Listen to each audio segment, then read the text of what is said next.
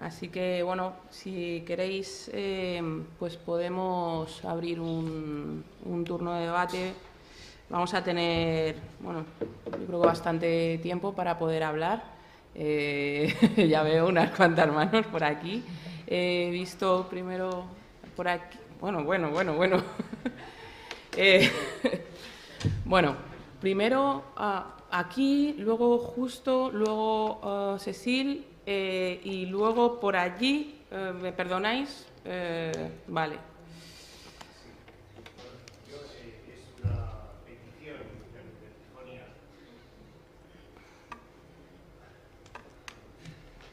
Una petición bajo la que hay muchas preguntas, pero me gustaría que te extendieras más sobre lo que me has estado contando a mí antes, es decir, sobre la curación del lesbianismo entendido como un mal o como un infortunio en las curanderías de Boga, en concreto. Te pido la extensión y te digo en qué medida en la extensión está implícita la crítica, porque lo que me has contado de eso es para mí una absoluta novedad en las curanderías de Enviri. Es decir, en ninguna de las ceremonias de Enviri a las que yo he asistido o he participado desde los años 90 hasta el año 2014 se ha llevado como objeto de curación ninguna afección sexual, excepto la esterilidad exclusivamente, ¿no? Entonces, esto es nuevo, es absolutamente nuevo, como es nuevo la interpretación que tú has dado de lo que ocurre, es decir, el considerar que el sisim es un espíritu que posee a la persona y le transmite el lesbianismo, es tan nuevo como que el sisim, no digo en Enviri, pero en Butí, el sisim no es un espíritu que penetra en la persona. El sisim, que suelen traducir los antropólogos como sombra, más que como espíritu, es uno de los componentes de la personalidad humana. Los componentes de la personalidad humana que no es dual como en Occidente, no es, los hombres no estamos compuestos solo de cuerpo y alma, sino que estamos compuestos de dos componentes, digamos, de tendencia somática, uno de los cuales en algunos casos es el ebú, y de por lo menos otros dos componentes espirituales. Esto es importante porque el sisim es justamente lo que muere en la iniciación al butí. Es decir, el sisim es lo que muere y luego se renace con un sisim renovado, ¿no? Entonces, pasar del uno al otro es una novedad. Pero cito esto, las novedades, porque si se han producido novedades en 4 años en las curanderías de Enviri, cabe inferir que hablar como hablas tú con excesiva facilidad, ya te lo he dicho en otras ocasiones, de la cultura fan, la tradición fan, como si hubiese habido una cultura fan y una tradición fan permanente a lo largo del tiempo, es completamente arbitrario y te lleva a errores, ¿no? Es decir, en la medida en que podemos reconstruir el pasado, ni tan siquiera la imagen que obtenemos de la cultura fan a partir de los primeros informes antropológicos de Tesman, de Trilles, de Largeau, coincide con la que podemos obtener a partir de los informes etnográficos mucho más detallados de Fernández, de la Virgen Torá, etc., ¿no? Y esto, por ejemplo, hay un aspecto que es muy importante en una cosa que tú has citado, que es en el ebú. Es decir, en los años 90 hubo una discusión muy honda entre diferentes antropólogos, centrada en una discusión entre el antropólogo catalán Maillard y la Virgen Torá sobre la interpretación del ebú, y una interpretación que tiene un aspecto en la que intervino Éric de Rosny, un antropólogo francés, que la discusión básica versa, tú has descrito el ebú como el principio del mal, ¿no? Esta es la interpretación que dan muchos antropólogos después de la asimilación por parte de los fans del influjo cristiano. Son los misioneros los que convierten al ebú en una especie de versión nativa de Satán. El ebú, según varios, entre otros, según Luis Maillard, en un libro que te recomiendo, que se titula Ni dos ni ventre, que está también en catalán, que es justamente eso, no es ni espalda ni vientre, es decir, es ambiguo. El ebú es ambiguo y puede servir para el bien y para el mal, Y los grandes engangás tienen un poderoso ebú y que curan justamente los males, ¿no? Y en relación con esto también tiene mucha importancia en relación con la mujer, porque el ebú es un espíritu que entra a un espíritu. Tenemos pocas palabras occidentales para traducir cosas muy diferentes, pero es un espíritu que penetra en el poblado viniendo del bosque a través de la mujer.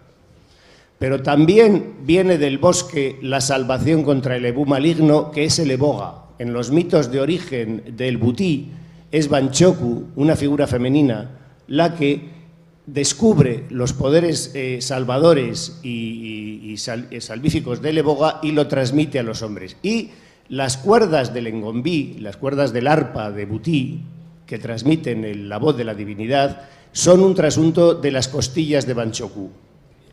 Entonces, ahí el lugar de la mujer es... Te añado esto porque hay una cosa que me parece extraordinariamente interesante desde el punto de vista feminista, es decir, que es que se cure el embiri dentro de las religiones de Boga. Hay gente que habla de lucha de sexo, de lucha del poder sagrado entre los sexos dentro de las religiones de Boga, en los conflictos habituales que suele haber entre Banjis de Butí y Banjis de Embiri. El Butí es fundamentalmente de predominio masculino, es un culto de visión, en donde está liderado por un ñima que siempre es un varón, mientras que el Embiri son sesiones curativas en que siempre está liderado por una ñima que es mujer. O sea, y en las congregaciones suele haber escisiones en los que hay una especie de lucha del poder sagrado por las mujeres. Es curioso, o por lo menos digno de reflexión, ¿no?, que sea en el Embiri, que en Guinea Ecuatorial ha sustituido prácticamente al Butí, en Guinea Ecuatorial ya no hay Butí, no hay más que Embiri, que sea en las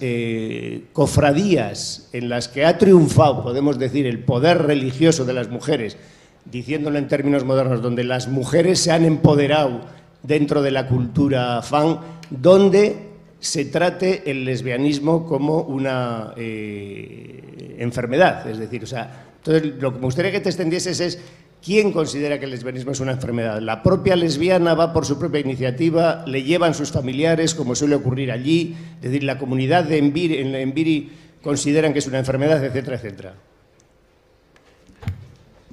Bueno, hola, son tantas las preguntas que no sé por dónde empezar. Pero bueno, mire, actualmente, en los últimos 6 meses, 4 chicas lesbianas han estado en una curandería dentro de Malabo. Les llevan los familiares. Es decir, una persona homosexual, sobre todo, esto ocurre sobre todo con transexuales, que se les nota físicamente que, por ejemplo, si es una transexual o un transexual, se les nota físicamente la homosexualidad, digamos así, los rasgos masculinos o femeninos. Entonces, ¿qué suele pasar? Que cuando que en la familia se ve que un niño o una niña tiene rasgos del otro género, es la familia la que le lleva a la curandería. Yo no soy experta en diferenciar entre Butí, Banji y... porque usted es el experto. Pero sí sé que a esas chicas o chicos les llevan a las curanderías y muchos se escapan. ¿Por qué? Porque el lesbianismo, el ser gay, se diagnostica como una patología. La posesión, es decir, que un espíritu lésbico posee tu cuerpo. Eso tiene que ver con el contexto dentro de Guinea, ¿no?, de cómo se interpretan las cosas. Es decir, cuando se observa una conducta, una costumbre que quizás la gente no está acostumbrada, porque anteriormente existían homosexuales, pero quizás ahora mismo por el contexto en el que vive Guinea la gente se manifiesta un poquito más. Pero son las familias las que les llevan. También conozco al menos 5 o 6 que han comido eboga. Es decir, ese acto en el que se duermen en el suelo, comen lo que hay que comer, 3 o 4 días, lo han comido y les han dicho, ahora tu espíritu ya no es gay, ahora tienes un nuevo espíritu que te han dado en la muerte y ya tienes un espíritu sano, pero siguen siendo homosexuales. Pero ellos se lo creen, porque si tu madre o tu padre te dice desde los 15 que tienes un espíritu, vas a creer que tienes un espíritu hasta que tú vas creciendo. Bien, en Bata hay otra chica que han dejado en la curandería. Lleva ahí como 1 año en el proceso de ser para llegar a curandera hay que pasar por unas etapas. Ella salió de la curandería hace como 1 mes porque volvió con la chica con la que le encontraron. Volvió con la chica y se fue de la curandería y la están buscando. Es decir, el diagnóstico es, estás creciendo, si tú te puedes esconder, te esconde, pero si te descubren, automáticamente se diagnostica en las curanderías y en las sectas como posesión de un mal espíritu. Y dentro de las entrevistas que he hecho, hay una chavala Bubi que ha pasado por toda la curandería de Guinea, de curandería, la Bubi, la Ndowe, la Visio, la Nobonesa, porque, y el diagnóstico se repite, tiene un espíritu lésbico. Y ese espíritu lésbico es un espíritu de un hombre que posee su cuerpo, por lo tanto, cuando una mujer lesbiana hace el amor con otra, quien hace el amor no es ella, es el varón que está en su cuerpo. Entonces, son varios los casos, ¿no? Cada caso tiene su especificidad. Si hasta el 2015, como usted ha dicho, no se trataba la diversidad sexoafectiva en las curanderías, la verdad es que no lo sé, porque conozco a gente que desde el 2010 ya les han llevado a la curandería. Pues quizás ese tema no estaba visibilizado en el 2015, pero no significa que no se hacía. Y luego también el tema de la mujer, que bueno, hay gente que siempre dice que siempre generalizo. Bueno, quizás muchas veces he cometido el error de generalizar, pero cuando yo vengo a hablar de una situación, yo no hablo de una situación porque se me ocurre, yo investigo. Y sinceramente el caso de los chavales que llevan al Butí es el que más dolor de cabeza nos da en el colectivo. Porque tenemos que ir detrás de ellos para que no vayan a comer el boga, que no estás enfermo, que lo que tú tienes no es espíritu. Pero se escapan, se van y cuando vuelven están tocados. Porque son chavales.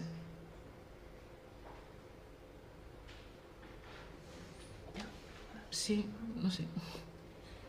Era justo. Había pedido antes. Perdón. Entonces, doña Melibea, yo sería un BKBF fam, es decir, una persona que ha sido criada entre mujeres, se llama BKBF fam. BKBF fam. Lo digo porque usted ha dicho alguna frase que me ha impactado. Este que está ahí sentado es mi hijo, es una carga. Ya no soy yo, ya no soy libre, porque lo que me has hecho escuchar me ha llevado a una frase que me impactó. Yo he sido una mera intermediaria para que tú pudieras venir al mundo. Yo no tengo nada que ver con vosotros. Entonces, estas dos mujeres, ¿dónde las meto? ¿Entre las mujeres normales o entre las mujeres poseídas? Segundo, la mujer poseída por un espíritu lésbico come, nosotros decimos comer o chupar una vagina. Entonces el hombre que lo hace está también poseído por un espíritu. ¿Cómo llamaremos el espíritu? ¿Vas a contestar directamente? Sí. No, estaba Cecil por aquí. Ya me he perdido. Puedo contestar, ¿no? Sí, yo creo que puedes ir contestando justo. Sí. Las mujeres LGTBI que he entrevistado son mujeres que han sido madres a la fuerza. Es decir, tú estás creciendo, tienes una vagina, tienes unas tetas, socialmente eres una mujer. Y las familias en Guinea, la mayoría, algunas se han modernizado, pero la mayoría considera que tener en su seno a una mujer con rasgos masculinos, una mujer, por ejemplo, transexual, no todas las que tienen rasgos físicos masculinos son transexuales, consideran que es una vergüenza. Entonces, ¿qué suele pasar? Lo que suele pasar es, para normalizarla, para que esta chica, para que esté socialmente mujer, se tiene que embarazar. Entonces suele ser, o te embarazas o a la calle. Tienes que elegir. Y muchas, para irse con chicos, se drogan. Esa noche, lo cuentan muchas en las entrevistas, esa noche, como sea, porque las demás les aconsejan, yo hice esto. Si el ciclo es así, tu día de ovulación es el día, lo calcula. Entonces, si tiene alguno por allí que oye, chica, que eres guapa, no sé qué, se toma sus 3 cepas, se toma su coca o lo que sea y se va. Ha habido casos, en Bata, 2 o 3, que si ella misma no se droga para ello, la familia le pone comida le pone algo en el plato. En un día, pues, de repente de que le crece el vientre, pues la drogaron para que un hombre pudiese estar con ella. Porque es un asunto de reputación familiar. Incluso las madres de las LGTBI son las más afectadas, porque cuando salen así, la culpa es de la madre, porque la madre es la encargada de criarla, de educarla, de que salga bien. De hecho, hay mujeres que han sido abandonadas por sus maridos porque la hija ha salido homosexual en Guinea. Entonces, ese nombre, el que usted decía, el de la mujer que le chupa la vagina, pues es un nombre es un nombre para que las mujeres dejen de hacerlo. Porque y llevar tu boca a una vagina con todos los mitos que envuelven la vagina, es que es una transgresión cultural. Es romper todas las reglas. Entonces, ¿por qué muchas de esas chicas, esas mujeres rechazan la maternidad? Porque no son madres voluntariamente. Si lo fueran voluntariamente, que hay algunas que lo son voluntariamente, por los mecanismos que eligen, entonces no se quejarían, pero se quejan porque los tienen a la fuerza. Es una terapia de conversión. Los hombres que como que... Los gays tienen...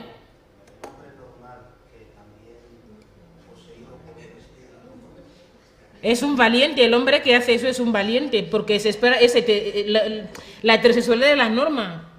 Si un hombre lo hace, pues es un valiente que ha logrado superar todos los mitos que engloban la vagina y ya ha llegado a la vagina. No es hecho para las mujeres.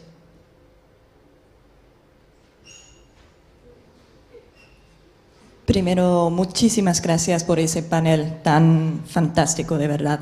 Tengo primero un pequeño comentario. A mí me gustaría que haya como en la encrucijada de esas dos ponencias un proyecto mucho más grande que sería algo de investigar la historia de los discursos y prácticas homofóbicas en la Guinea, y tendría que ser una historia que tendría en cuenta una multitud de factores, entre los cuales, como lo describió Verónica, políticas de género que se están cambiando en la Guinea en los años 80, pero también la historia de discursos y prácticas de género en general y específicamente de represión de diversidades sexuales en la España franquista, y con organizaciones, con la sección femenina de la Falange como una transmitora de esas políticas de la España franquista a la Guinea, pero también de políticas de género y discursos con respecto a diversidad sexual que en los años 80 encontramos en otros países de la región africana, y que también son discursos en lo cual a nivel de metáforas de patologizantes tendrá que ver también con discursos de biomedicina que cambian en los años 80. Pues sí, eso solamente como un comentario, una sugerencia por un proyecto más grande, porque es tan importante y tan interesante. Y ahora una pequeña pregunta por Trifonia, que también tiene que ver con tu metodología. Y a mí me parece espectacular que tú hayas podido lograr hacer entrevistas sobre un tema con tanto tabú y que implica una estigmatización de las personas tan fuerte. Y no sé, ¿puedes explicar un poquito cómo has logrado ganarte la confianza también de las mujeres con las que hablaste? Porque me parece, pues sí, muy importante y muy difícil también, me imagino. Gracias.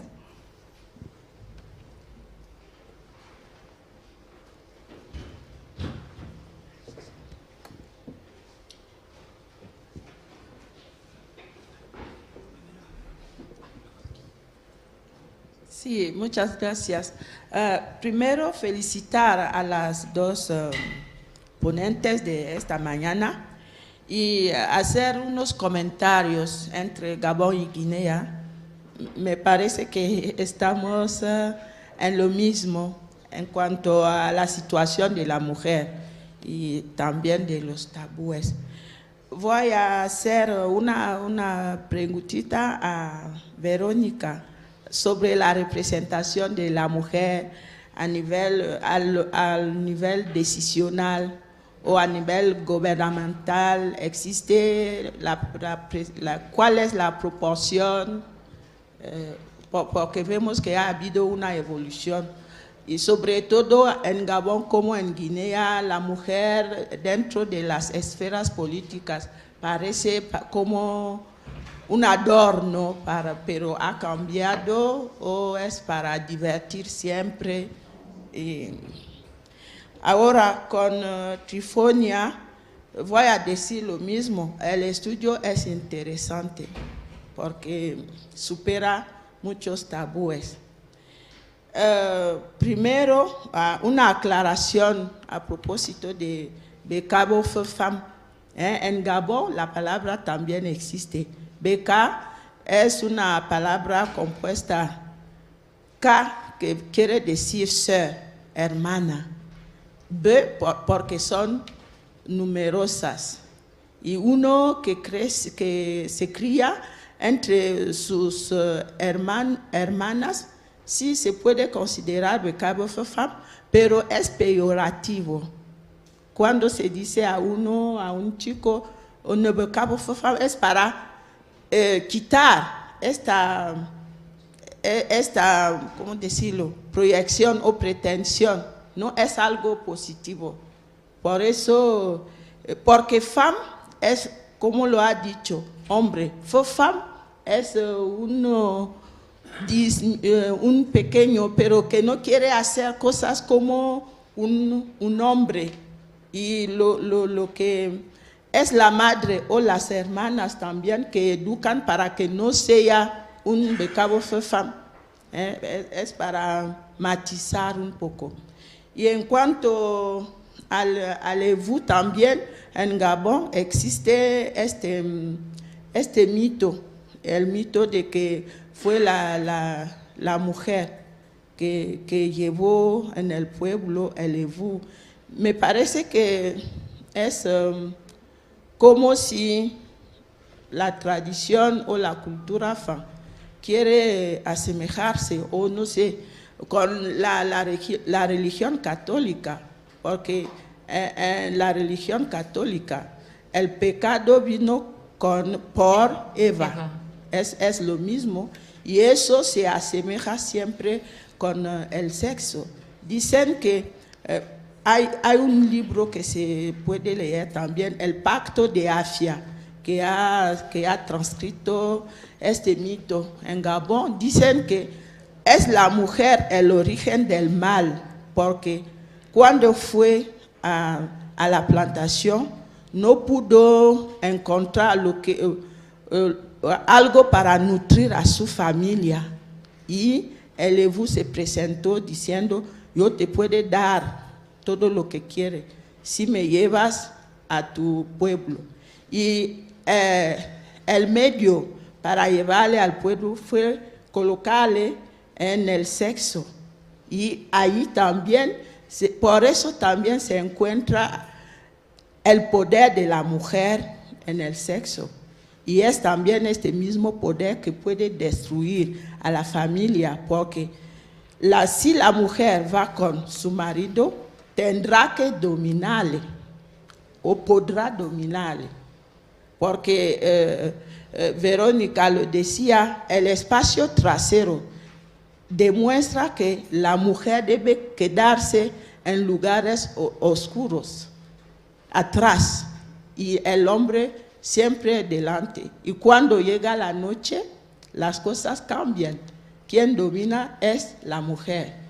Y a partir de este momento, la mujer, teniendo el Evu en su sexo, podía dominar también, o dominar bien o destruir, Por eso se dice que en nuestras familias africanas es también la mujer que tiene la capacidad de dominar o de destruir o de reconciliar a las familias. Solo para... Muchas gracias. Un segundito. Para no, ¿Queréis sí, ¿no? ir contestando? Van a contestar y después vas tú y después tú, ¿vale? Y después para Solange, yo creo que la representatividad que tiene a nivel político la mujer en Guinea Ecuatorial todavía es débil, extremadamente débil, pero hay que considerar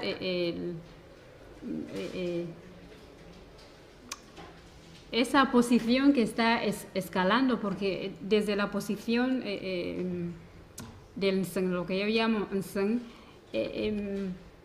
todavía la mujer no ha acabado de conquistar ese espacio. La política lo hace acompañado todavía de la mano del hombre, depende del poder del hombre en realidad. De hecho, poder como tal, ejercicio político como tal, lo desempeñan o lo representan las mujeres que lideran en el partido del poder. Mujeres de otros partidos políticos no tienen ese poder porque tampoco, digamos, lo tienen los hombres de sus respectivos partidos. Pero la mujer, estamos en ello. Estamos todavía luchando, conquistando ese espacio en todos los niveles. Hay que conquistar, hay que luchar, queda mucho trabajo. Sí, bueno,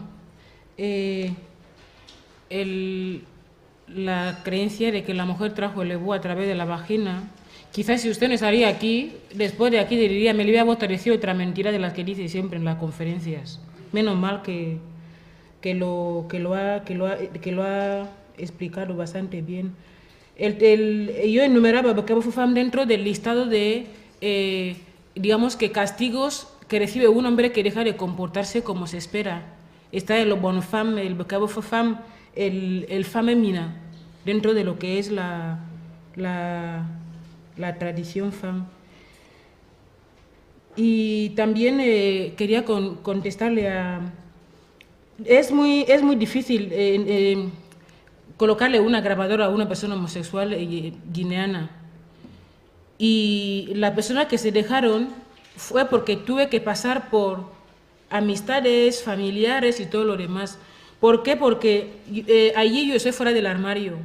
Es decir, cuando estás fuera del armario en un país donde la homosexualidad está tan estigmatizado como Guinea, la primera persona que se aleja de ti es la persona que es homosexual como tú.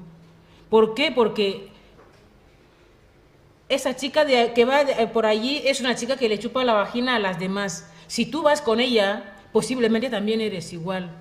Y también hay gente que no tiene nada que perder, te dice, total, grábalo, ¿qué otra cosa va a pasar conmigo que no ha ocurrido? O sea, que es cuestión de intentar, pues, ganarte a la gente, ¿no? Y luego también hay gente que ha dicho que no quiere dejarse entrevistar, que no quiere la cámara. Porque la cámara, pues muchas veces en Guinea, cuando la familia quiere hacerte pasar vergüenza, que se acaso de hablar contigo, y convoca a la televisión para que la televisión venga a grabarte, quizás en la propia cama o besándote con alguien, te graban y luego ya todo el país va a saber que tú eres homosexual y nadie quiere eso.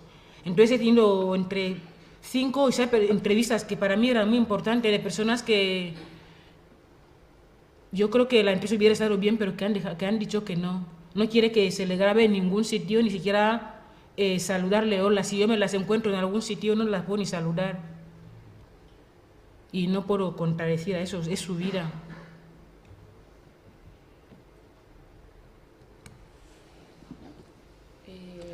Claro, muchas gracias. Me interesa mucho la ponencia de Melibea, que ha hablado del mito sobre la vagina. Y Veronique ha aclarado ciertas cosas sobre el origen del ebú, el ebú. Y quiero entender una cosa. Dicen que en la cosmogonía bantú, dicen que la mujer es la que llevó la brujería, el espíritu del malo en la sociedad, y lo tiene en su interior, en su vagina, y la noche, cuando quiere dañar a una persona o a un chico, una chica, se le echa, que el espíritu sale la noche para ir a tomar el espíritu de la persona, y la persona puede morir. Y mientras que el hombre se transforma la noche y puede emitir fuegos la noche para ir a dañar también al espíritu de una persona. Lo que quiero entender es que, ¿cómo explicar que una familia, toda una familia puede transmitir el espíritu del malo de una generación a otra? Porque cuando se dice que una familia tiene el espíritu, tiene el ebú, se puede transmitir de una generación a otra. ¿Y cómo explicar eso, que una persona, una familia puede llevar en sí el ebú, mientras que otras familias no? Muchas gracias.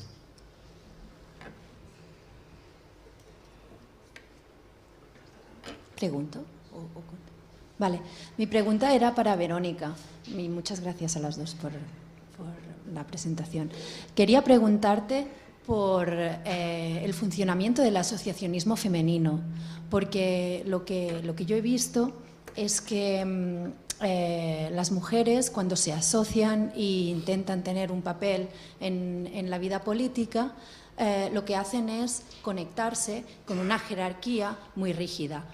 Conectarse o bien con el partido o con la asociación Nanamangue, ¿no? Y lo que te quería preguntar es hasta qué punto esto no son estrategias de resistencia como silenciosa, como nos hablaba Joanna Allen el otro día, o si realmente esto tiene algún impacto y si hay alguna opción de asociación que no esté conectada con la jerarquía patriarcal y enguemista del régimen. Yo creo que ibas a preguntar, yo creo que cogemos otra pregunta más y bueno, a ver sí, cómo va saliendo esto. Vale, muchas gracias por la intervención y por propiciar el debate. Quería preguntar dos cosas concretas. En primer lugar, has insistido, Trifonia, sobre la cuestión de la centralidad de la fertilidad de los modelos de procreación de todos los grupos de Guinea Ecuatorial, ¿verdad? Has dicho, es el bien supremo, la fertilidad es el bien supremo. Es decir, es lo que da valor, lo que otorga valor a otros bienes. El bien supremo en un modelo de procreación que Verónica nos ha dicho que está una tradición maltrecha, ¿verdad? Que está cuestionado, que se está moviendo, ¿no? Entonces, en este contexto, con la inmigración que hay desde Camerún, ¿no? Muy fuerte, y de otros pueblos africanos, ¿no? El contacto con las clínicas, ¿no? europeas y con los medios de procreación de Europa, ¿no? ¿No propicia también una cierta relación de revisión y de dependencia que articula esta centralidad tradicional con el valor dinero, con el valor conexiones sociales, con el capital social de las personas, ¿no? Entonces aquí hay una nueva reorganización del viejo modelo de procreación, ¿no? En el caso de la infertilidad, ¿no? Y la segunda pregunta, también un poco relacionada con la comparación con Camerún, ¿no? En Camerún hay muchos blogs, hay mucha prensa más o menos controlada, más o menos libre, que han cuestionado la cuestión de las atribuciones sexuales y la persecución sexual y los asesinatos por motivos sexuales, ¿verdad? Entonces, ¿hay refugiados sexuales en Guinea Ecuatorial o, digamos, el exilio es más para Europa? Se las preguntan, ¿no?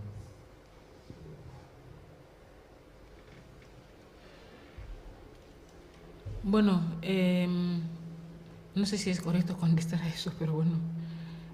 Hay mucha gente, bueno, yo conozco muchas chicas de Camerún que no viven en Camerún y que están viviendo en Guinea, pero hay mucha diferencia entre Guinea y Camerún. En Camerún, según la ley, creo que son 5 años de prisión, ¿no? Si un juez o una jueza determina que tú eres homosexual. Pero también es verdad que la sociedad allí es mucho más tolerante, mucho más abierta con la diversidad sexoafectiva, porque los colectivos allí están mucho más organizados, mucho más institucionalizados. Sí que hay chicas en Guinea, no tienen el título de exiliadas, no sé si, digamos que no conozco a ninguna que viva con un documento que dice estoy exiliada porque soy homosexual en Guinea, pero sí que muchas se vienen porque se buscan la vida, porque creen que ahí pueden encontrar mejores oportunidades y te dicen, es que yo en Camerún si me descubren son 5 años, aquí si me descubren son otras cosas, pero las que se vienen a Guinea suelen venir para trabajar e irse y venirse a Europa, a Francia o a España. Y digamos que Guinea no es un destino definitivo, es un destino para trabajar pasta y luego volar. Pero también es verdad que en Guinea se dice que la culpa de que existan lesbianas en Guinea es de las camerunesas, porque son las que empezaron a venirse y a vivir la homosexualidad dentro del fútbol, dentro de no sé qué. O sea que en Guinea no hay lesbianas que sean de allí, o vienen de España o son de Camerún, importadas.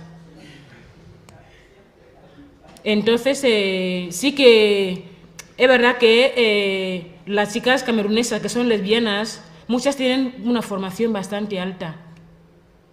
Pero en el caso de Guinea, gran parte de las chicas, al menos las que yo he entrevistado, pasan la infancia en las curanderías, de esa curandería, 3 meses. Luego en la otra, sigues teniendo el espíritu lésbico o el espíritu femenina, te pasan a la otra curandería. Si ahí no han podido, te llevan a la secta Pare de Sufrir. Si ahí no te lo han sacado, te van a llevar a Emmanuel TV. Así pasa la infancia. Cuando tú cumples los 19, 20 años, estás hecho una porquería, lo siento mucho, y ¿cómo vas a volver a la clase?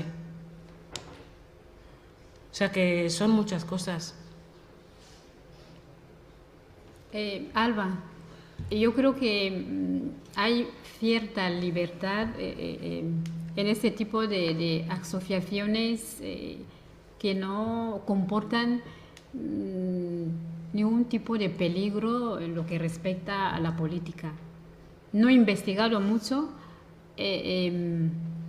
pero veo que no hay ninguna pega a estas asociaciones.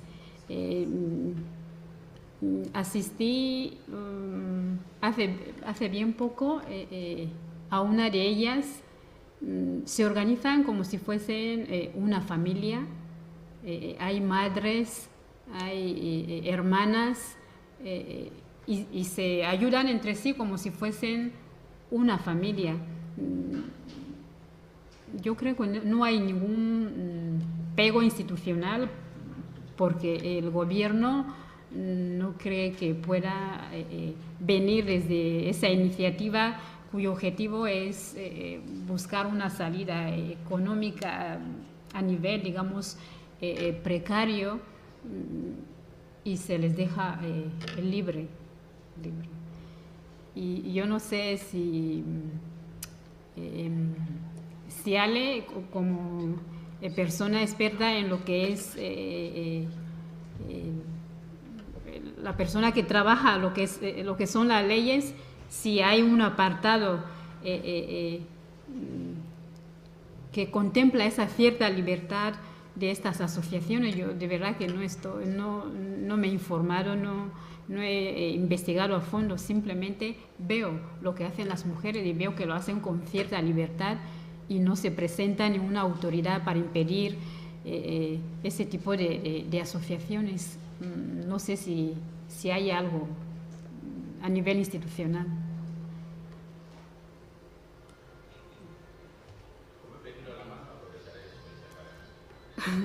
Okay.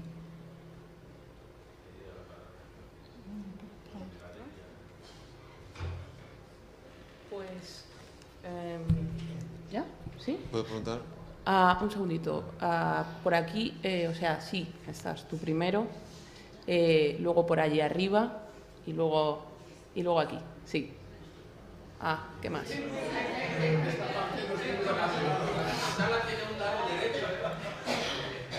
No os he visto, perdonadme. Vale. Por aquí, por allá arriba, vale. Una cosita. Nos quedan máximo 20 minutos, entonces intentamos, disculpadme, intentamos que las intervenciones o preguntas sean más o menos cortas. Si os parece, agrupo estas tres, contestan y a continuación las palabras que habéis pedido por aquí. ¿De acuerdo? Venga, pues vamos a ello. Una cortita. Una cosa es que Tessmann, el antropólogo alemán que estuvo en Beijing en 1905 viviendo ahí 2 años, tiene un capítulo, creo que es el 15, Sexualidad, que tiene todo tipo de mitos y rumores de actividades, no se llama LGBT, pero tiene un subcapítulo que la mayoría son cosas de lesbianas, porque las mujeres cuando iban al campo tenían su espacio, etcétera. Hay todo detalles ahí, porque Tessmann también era gay, entonces hay todo, también recuenta en sus diarios encuentros sexuales con hombres fan y esto. Y la segunda pregunta es si sé que entre gays también hay dote en Bioko, y no sé si es un proceso reciente o un signo que la sociedad la acepta y lo reconoce. Por ejemplo, en la sociedad americana, una vez que se vio a los hombres gay como grupo económico activo, contribuyente, una fuente de riqueza, eso se llaman ahí como con dobles sueldos y sin hijos, se gastan muchos consumidores, el mundo del comercio elevó también y se empezó el mainstream de las subculturas gay, pero ciertas subculturas en los 60 no era igual. Entonces, si esta presencia económica con la dote en las parejas gays está pasando y si es un modo de incorporar a la visibilidad parejas. Gracias. En realidad iba ahí arriba, pero bueno, como vamos a coger las tres, si no os importa... Bueno, quisiera agradecerlas por sus ponencias densas. Y mi pregunta se dirige a Verónica. Quisiera saber cuál es el papel de la mujer en la religión, el Nubet. Y también ¿Perdona? En la religión tradicional, el Nubet. Y también quisiera saber cuál es la condición de la mujer que no ha podido dar a luz, la estéril, en la tradición también. Gracias. Sí, era un comentario general sobre, una cosa es el relato y la especialidad de cada uno, y otra cosa es si tú voluntariamente quieres hacer un análisis de género, incluirlo en tu perspectiva intelectual, porque a veces me parece, en algunos de los comentarios que escucho, o que está ausente. Y entonces, claro, es como que hay un relato objetivo que resulta que en realidad proviene de una visión académica, no necesariamente africana, pero que es heteronormativa y machista. Entonces parece que es la verdad y entonces ahí vamos como tratando de incorporarnos porque la verdad ya existe. Bueno, pues hay que incorporar análisis de género y un análisis sobre la sexualidad que no sea heteronormativo. Y luego también, esto es una sugerencia porque me haces pensar mucho en todo lo que investigas, Trifonia. Es que, por un lado, como también conocer cómo entra y sale en discursos occidentales, ¿no? Por ejemplo, lo que hablas de la vagina como algo realmente tabú o símbolo de muerte es la vagina dentada, ¿no? En la interpretación freudiana. O, por ejemplo, Lacan decía esa de the other who doesn't exist, ese otro en mayúsculas que no existe, porque claro, está la virgen y la puta, ¿no? Pero mientras tanto no está el sujeto femenino. Y luego, ¿cómo entra a lo mejor a través de los españoles la visión de la sexualidad, ¿no? Como por ejemplo en el caso de España, que eso sí lo he estudiado, es muy importante cómo entra la sexología del 19, Krafft-Ebing, Habermas, Freud a través de Ortega y a través de Gregorio Marañón, y cómo eso se convierte con el franquismo vamos a interpretar a las rojas como pervertidas, invertidas, ¿no? Es decir, que es estar entrando y saliendo todo el tiempo desde el género a la sexualidad o viceversa para controlar a la mujer. Y me perdonas para no hablar de España, sino que me ha parecido como dos cosas muy distintivas, que es por un lado esto del espíritu, ¿no?, que te ocupa, muy distintiva a lo que estás contando, y por otro lado también la importancia de la maternidad, cómo se maneja, ¿no? Eso es solamente lo que me ha sugerido. Voy a intentar responder a la pregunta, no me sé el nombre. Es el papel que realiza la mujer en la religión tradicional. La religión tradicional, bueno, en lo que respecta, yo soy fan, solo conozco un poco esa tradición, no puedo hablar de los otros grupos étnicos. En la religión tradicional era Malán, y no tengo mucha información al respecto, pero yo sé que tanto la mujer como el hombre, la única condición era ser una persona espiritualmente pura para mediar entre los vivos y los muertos. Y yo creo que no había discriminación en este sentido. Lo podía ejercer tanto la mujer como el hombre. Pero en lo que respecta a las religiones, voy a decir así, modernas, se ve claramente que el papel de la mujer es un papel secundario, no tiene un papel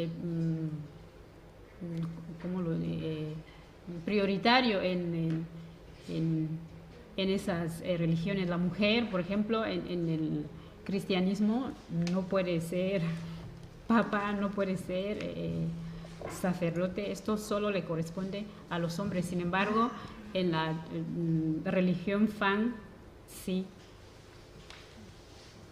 ¿Qué? Bueno, el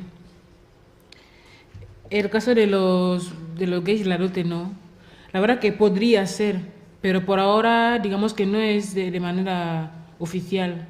Es decir, en Guinea, cuando una chica, cuando una lesbiana tiene pasta, en la familia de la novia le ponen la alfombra roja en la puerta. Entonces ya no suele ser lesbiana, ya suele ser la chico. Le ponen el nombre, le ponen, por ejemplo, las que juegan al fútbol y tienen mucho dinero, no son lesbianas, son jugadoras de fútbol. Mi hija tiene un novio jugadora de fútbol, ¿no? Le van poniendo artículos para normalizarlo. Pero sí es verdad que en el caso de las chicas, bueno, hay una que es hermafrodita y que cuando nació no la operaron, ¿no? Y esa sí que se ha casado. Pero porque la familia porque ella tiene dinero y la familia de la mujer sabe que es la chico. Eso. Otra cosa que quería señalar, una mujer estéril en Fan se llama Okukurmina, es una mujer Okukut, Okukur es pobre. Una Ankukumina es una mujer que ha tenido muchos hijos, es decir, los bienes de la mujer se miden en función de su reproducción, de si tiene muchos hijos, que son o del hermano o del marido, no de ella. Ella los tiene, pero representa, en cuanto a representación los representa o el marido o el hermano. Y una cosa que quería señalar es que en cuanto a la pregunta de la compañera, el feminismo, en el año 2016, cuando ella y yo tuvimos también una ponencia conjunta, yo hablé de los coros de animación en Guinea Ecuatorial. me di cuenta de que cuando yo le preguntaba a las mujeres sobre el feminismo en castellano, me narraban el discurso oficial. Pero cuando ya se lo preguntabas en fan, tenían una autoridad en el momento de hablar. Pero porque el feminismo no es cosa de los blancos. El feminismo es universal. Las mujeres se han manifestado de diferentes maneras a lo largo de la historia. Por eso hay coincidencia entre el feminismo occidental y el feminismo, por ejemplo, los feminismos africanos o el feminismo afroamericano, etc. Tampoco es lo mismo pasa con el patriarcado. Es decir, el patriarcado se manifiesta de una manera en el mundo del cristianismo, pero se manifiesta de otra manera, por ejemplo, dentro de la tradición anoponesa, la tradición tutsi, pero es el patriarcado. De tal forma que puede haber cosas que coinciden y otras que no, pero hablamos de lo mismo, ¿no? De libertades fundamentales de las personas, y las personas son personas de Grecia, de la Cochinchina, pero son personas. Y bueno, le dejé al compañero sin contestarle el tema de los mitos de la vagina, la vagina de la mujer fan. Son cosas que la gente tiene en la cabeza, pero en la práctica no es verdad, porque yo no me creo que la mujer tenga que esperar a la noche para que cuando el hombre duerma te sacan de allí, luego aquí, luego que, no sé, ¿por qué no puede ejercer ese poder en la casa de la palabra, que es donde se decide, como decía Verónica, donde se decide, donde hay incidencia política es en las instituciones públicas? Pero si tienes que esperar tú la noche para cambiar del lugar de la cama, y luego que si... Son cosas que nos han metido en la cabeza para que nos creamos que algo de poder tenemos por ahí, pero no sé, yo no me lo creo. Por eso creo que son mitos. En fin. Vale, nos quedan 10 minutos, así que hay 3 palabras pedidas que yo haya visto, primero, después y arriba Marisol. Y nada, os ruego que seáis breves y con las respuestas a estas 3 palabras ya cerramos la sesión. Sí, yo os quería comentar alguna cosita. Primero, felicitar a las ponentes, me parece muy interesante vuestras ponencias, y a Melibea por el papel que está jugando en toda la lucha de liberación y de visualización de los temas de género en Guinea Ecuatorial. Yo llegué a Guinea Ecuatorial en el 80, y cuando yo llegué a Guinea Ecuatorial la situación era muy diferente. En mis pequeñas investigaciones que yo hacía como médico sobre roles sexuales y sobre costumbres sexuales, me encontré en una sociedad que no tenía prácticamente tabús sexuales, y donde las relaciones sexuales entre personas del mismo sexo eran habituales, y lo que no era habitual era la asunción de roles sexuales o de definiciones sexuales como yo soy gay, yo soy tal y yo soy cual. De hecho, yo conocí y me informaron informantes como Eimon Ndong, me contaba que en la sociedad tradicional existía la figura de los matrimonios o la convivencia de 2 hombres como si fueran matrimonio, y que eran absolutamente aceptados por la sociedad y asumidos completamente. Es decir, que yo creo que hay una posición Fang, yo hablo de los Fang, no conozco de otras etnias, de la posición, lo que pasaba en la etnia Fang, en la tradición pura antes de la entrada de los europeos, y lo que pasa ahora, y cómo todo lo que ha ido entrando e influenciando va distorsionando la visión de las cosas, ¿no? Y sobre lo que hablabas también del tema de la vagina, a mí me resultó muy curioso el hecho del terror de muchos hombres a tocar o a chupar, vamos, ni por nada, las vaginas, ni siquiera introducir los dedos o las manos para dar placer a las mujeres, ¿no? Y también otra cosa que me llamó mucho la atención fue la creencia de llenar el garrafón. Es decir, que así como los hombres tenían restricciones de tener relaciones sexuales después del parto, durante el embarazo era un deber tener relaciones sexuales porque creían que así hacían crecer el embarazo. Gracias. Sí, la verdad que después de las palabras de Ramón me queda poco. No, voy a responder a tu pregunta. Efectivamente, la ley de asociacionismo y la ley de ONG, bueno, en Guinea tiene sus, digamos, sus derivas, pero abren un campo bastante extenso para la creación de asociaciones. Lo que sí he notado es que esas asociaciones han buscado siempre un paraguas poderoso, ¿no? Para poder expresarse libremente. Pero yo trabajo mucho para Naciones Unidas en el marco de investigaciones y todo eso, y debo aceptar que efectivamente las mujeres se asocian bastante y en muchos ámbitos, muchísimos ámbitos, y lo hacen con total libertad. Yendo al tema que me hizo tomar la palabra, es que en 1978, cuando unas cuantas personas con mucho coraje, aquí en Madrid, salieron a la calle para decir que Carabanchel no debía ser su domicilio natural, en Guinea, yo siendo entonces niño, conocía de sobra a Sustá y a otros. Creo que Ramón, cuando llegó en el 80 en Bata, conoció a Sustá. Un hombre invertido, y utilizo palabras de Freud, que no tuvo ningún reparo, ni siquiera había entrado en el armario por decir que ni siquiera tuvo que salir de ahí. Vivía su vida normalmente. Enrique nos ha hablado de Bowman. Efectivamente, Bowman tuvo mucha experiencia en los pueblos Fan, en el ámbito de la homosexualidad. Muchísimo. Yo conozco en la isla de Bioko muchísimas familias en cuyo seno viven personas homosexuales, sin ninguna clase de estigmatización.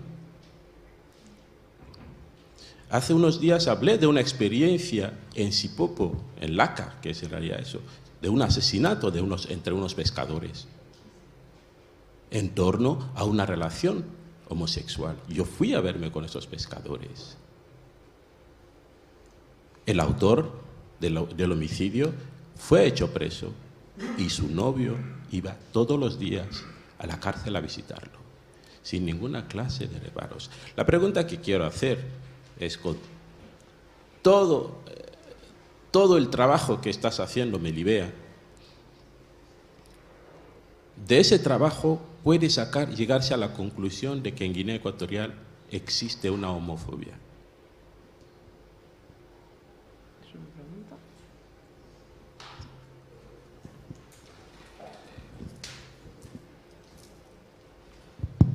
Bueno, buenos días. Ante todo, dar las gracias a las ponentes, a Melibea sobre todo, da gusto escucharte. Creo que eres una persona muy valiente hablando de estos temas. Y nada, mis preguntas son bastante breves. La primera es, un poco, si brevemente me podéis comentar qué respuesta a nivel institucional se está dando a las necesidades de estos colectivos, teniendo en cuenta que ahora mismo está muy de moda, ¿no?, a nivel internacional, el tema de la igualdad, el tema del género, y un poco cómo se conjugan las exigencias que hay a nivel internacional con un poco este escenario tan dramático que hay en la sociedad guineo-ecuatoriana. Y la otra curiosidad que tengo es un poco, a mí siempre se me ha transmitido que en nuestras comunidades, yo soy bubi, los hijos y las hijas son de la familia, entonces un poco qué pasa con estos hijos e hijas en un momento dado de, como decía el profesor, cuando ya naces siendo una carga, ¿qué pasa con estos menores? Gracias.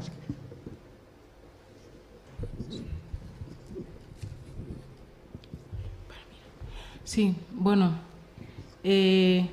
los hijos y las hijas que salen, que son hijos e hijas de personas LGTBI y que están teniendo la fuerza, son hijos abandonados, son hijos que viven en familias de esas chicas, pero que cuando se somete a una chica LGTBI a una terapia de conversión, se espera que ella se convierta. Pero si da a luz y sigue igual, el hijo que ha nacido es un hijo que hereda el estigma. Es el hijo o la hija de una lesbiana y en la familia todo el mundo se lo recuerda. Y esas chicas que han pasado por esa situación de maternidad forzada tienen una fuerte depresión. Son chicas con depresiones muy altas, pero que a la depresión le llaman brujería o como quiera que se llame. Pero muchas no se van al psicólogo o a la psicóloga y muchas durante el tiempo del embarazo no salen, se quedan en casa. Algunas se sienten hombres, son mujeres que en algún momento les gustaría ser operadas y cuando se han pasado la infancia diciendo soy un chico, soy un chico, soy un chico y de repente se ve con un embarazo, les avergüenza el embarazo y les avergüenza el hijo que viene después. Porque suelen decir, yo no soy una mujer para llevar un embarazo, soy un hombre. Entonces esos hijos están en esa situación, la mayoría. Y lo que suele ocurrir muchas veces es que si la chica al dar a luz acepta al bebé y lo quiere, se lo quitan. Se lo quitan. Entonces, ¿quiénes suelen quitarle al bebé? El Ministerio de Justicia, los jueces y las juezas no le quitan a las chicas LGTB los hijos. Porque suelen, por ejemplo, encargar un informe de psiquiatra para analizar si la persona está bien de la cabeza y todo eso, y se llega a una conclusión. Al menos los casos 3 o 4 de chicas que se han animado en Bata y en Malabo para irse a la justicia con sus familias, han ganado los casos. Donde sí se suele decidir que se le quite los hijos y las hijas a las LGTBI suele ser o en la policía, suele ser en las iglesias, en la curandería o algún jefe tradicional que dice esa chica tiene un mal espíritu, lo que sea, hay que quitarle al bebé por su bien. Pero los jueces en Guinea no lo hacen. Otra pregunta que formulaste, ¿no? Que si hay una respuesta institucional. Por ahora, la respuesta, se puede dividir la respuesta en 2 palabras. El silencio, que es decir, existe un problema, no hay una respuesta.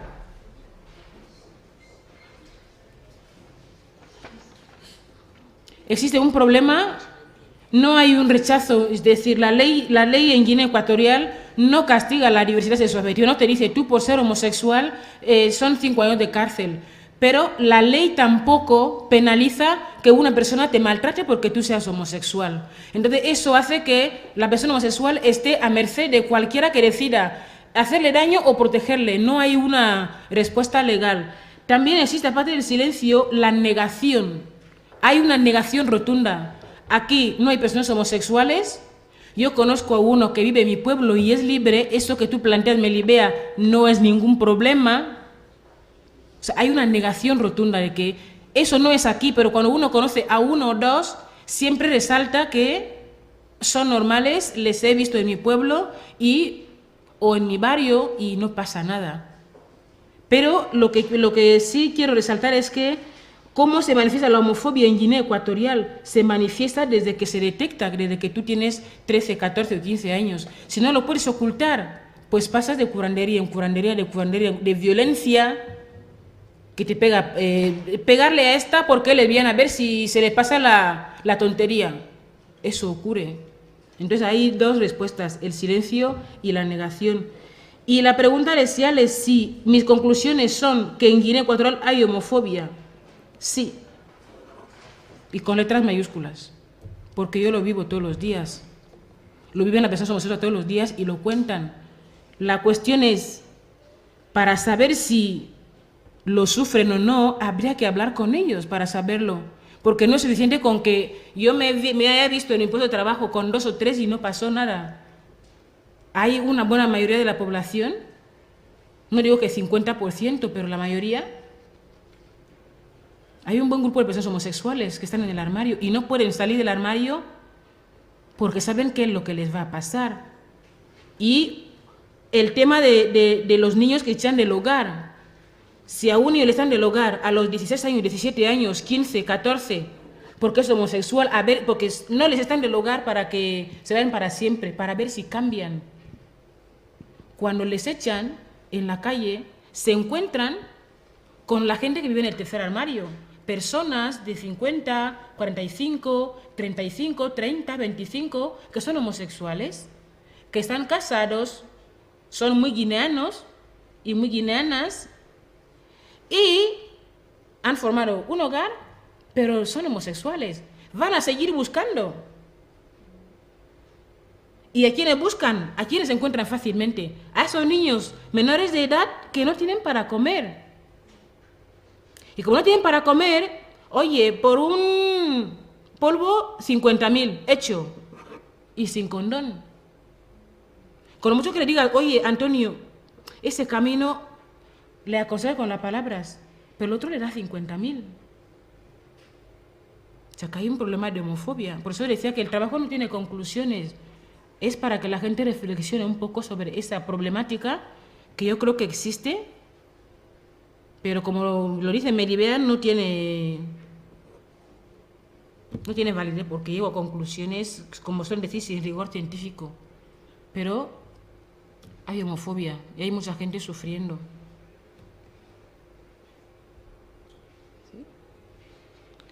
Bueno, muchas gracias. Muchas gracias a ambas, ¿no?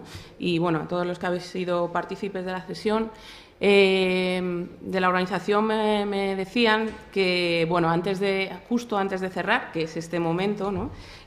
Os comunicase que el premio África de la editorial SIAL ha sido otorgado a Melibea por su última obra.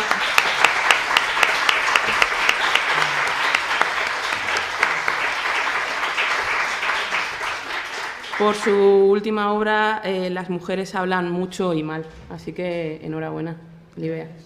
Y muchas gracias a todos.